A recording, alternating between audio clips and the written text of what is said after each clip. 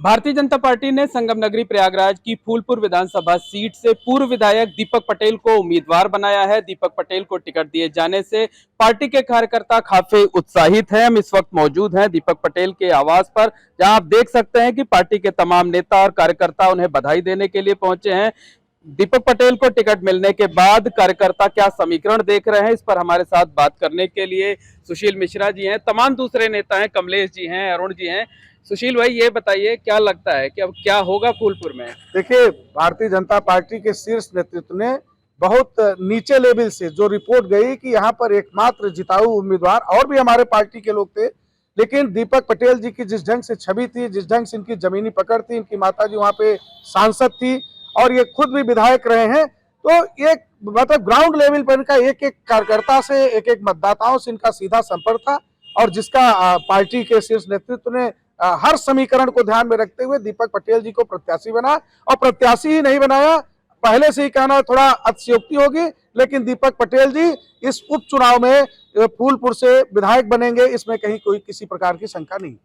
विपक्ष को तगड़ी चुनौती नहीं मानते हैं? नहीं, विपक्ष तो यहाँ लड़ ही नहीं पाएगा। ये समीकरण थोड़ा लोकसभा के चुनाव में इस प्रकार का बनाया गया था, प्रोपोगंडा, संविधान में संशोधन, परिवर्तन, इस कारण से थोड़ा सा उनको सफलता मिल गई। बाई इलेक्शन में हम पूरी 100% सीट पूरे उत्तर प्रदेश में जीतेंगे, और खासकर फूलपुर में एक ऐतिहासिक विजय हम प्राप्त करने जा रहे हैं। दीपक पटेल वहां से विधायक बनेंगे। कमलेश जी हैं, कमलेश जी ये बताइए कि कौन सा फैक्टर है जो फूलपुर में काम करेगा? देखिए, हमारे यहाँ सामाजिक समीकरण का फैक्टर पूरा प्रयोग करेगा। भारतीय जनता पार्टी का सबका साथ, सबका विकास, सबका विश्वास, सबका प्रयास, उस पर काम कर रहे हैं। और दीपक पटेल जी को अगर पार्टी ने टिकट दिया है तो ये हमारे जनता और कार्यकर्ताओं की जीत है। और आप 23 नवंबर को देख लीजिएगा, रिजल्ट आप लोगों के सामने पहले रहता है।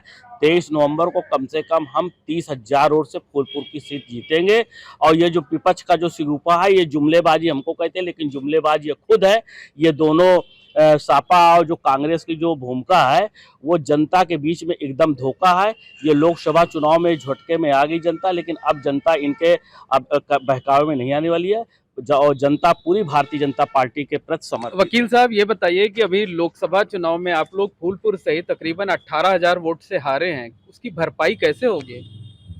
नहीं, हम कहीं से हमको नहीं लगता कि हम आ रहे हैं। हाँ, थोड़ी गलतफहमी हो गई थी।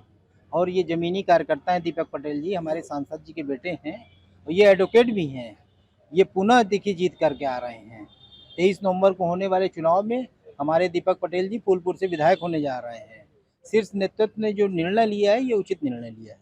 बिल्कुल उचित निर्णय लिया है, ये कार्यकर्ताओं का कहना है। ये बताइए, लगता है कि ये जो कार्यकर्ता हैं, सक्रिय कार्यकर्ता हैं, जमीनी कार्यकर्ता हैं, ये उनका सम्मान है, कार्यकर्ताओं की भावना पर ये फैसला लिया गया है? दीपक भाई का स्वभाव इतना सरल और सहज है, मिलनसार है, लोगों के काम करते हैं इतनी सहजता से कि कार्यकर्ताओं में इनके टिकट को लेकर बहुत उत्साह है। भाजपा यहाँ बहुत अच्छे मार्जिन से चुनाव जीतेगी। वजह क्या होगी?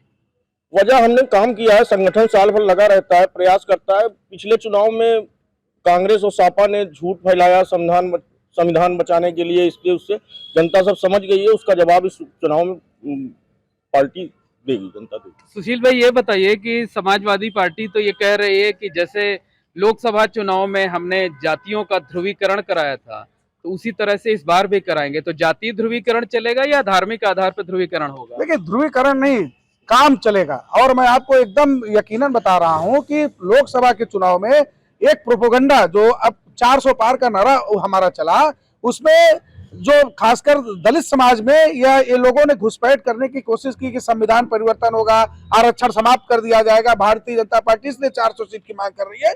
सिर्फ उस गलतफहमी से जो एक बड़ा तबका जो है इनकी तरफ जो है चला गया था, वो सब देख लिया कि ये तो सीधे छलावा था।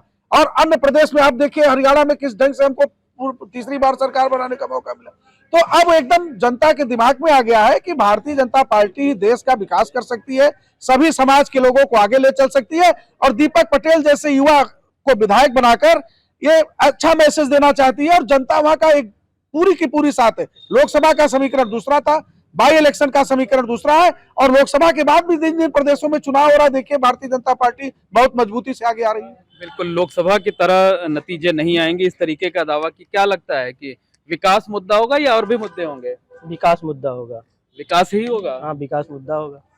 बुलडोजर चलेगा?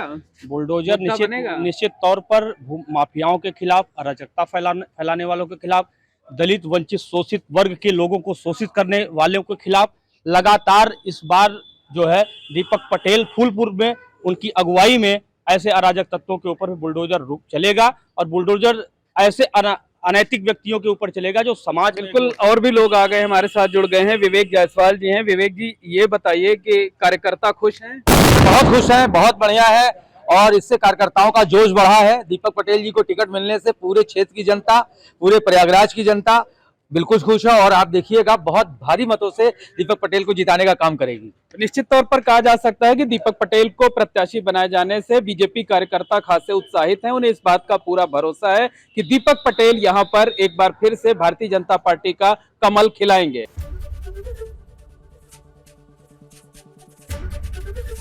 एबीपी गंगा, खबर आपकी, जुबान आपकी।